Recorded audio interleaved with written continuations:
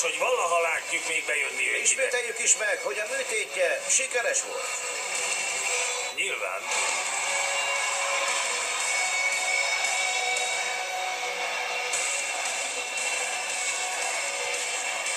Az univerzum nem felejtette el Daniel Bryan.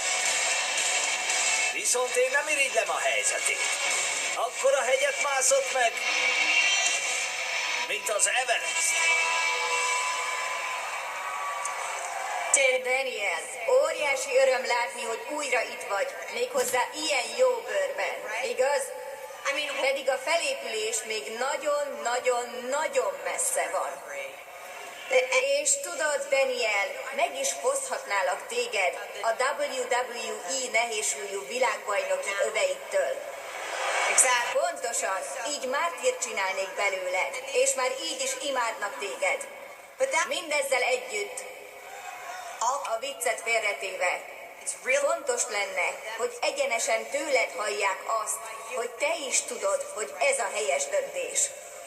Te is tudod, hogy a rajongók megérdemelnek egy aktív bajnokot, hatalmas címmérkőzéseket, felejthetetlen pillanatokat, amit te jelenleg nem tudnál megadni nekik. Egyszerűen fizikálisan nem vagy képes rá. És Daniel, tudom, hogy te nem vagy egy önző ember. Úgyhogy értük kell helyesen cselekedned. Nem értem. Értük. Kell lemondanod a WWE világbajnoki címről.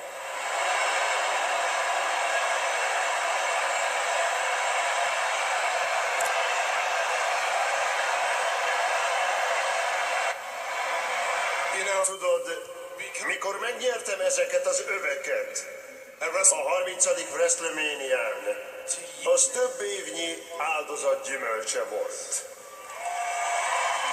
De sajnos fájó szívvel jelentem be, hogy a sérülésem súlyosabb, mint hitték. Így aztán tényleg nincs abban szégyen, ha lemondok a címről, meggyógyulok, csúcsformában térek vissza és visszanyerem.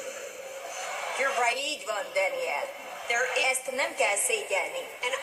Személyesen garantálom neked, hogy megkapod a címmeccsedet, amint felépültél és visszatérsz, hogy megismételhessd a sikereidet, Daniel. Persze, szívesen végigcsinálnám újra ezt az egészet. Minden egyes pillanatát fantasztikus lenne. De, mint mondtam, nincs abban szégyen, ha ezt visszaadom, mert a rajongók megérdemelnek egy király WWE világbajnokot.